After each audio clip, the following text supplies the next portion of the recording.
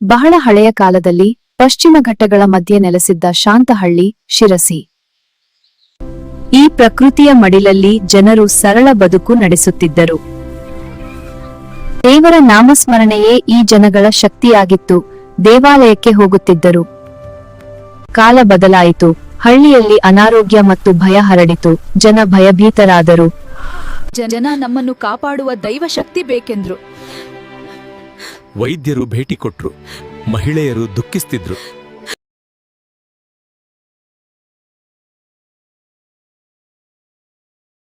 ಒಂದು ರಾತ್ರಿ ಒಬ್ಬ ಭಕ್ತನಿಗೆ ವಿಚಿತ್ರ ಕನಸು ಕಾಣಿಸಿತು. ದೇವಿ ಪ್ರತ್ಯಕ್ಷಳಾದಳು.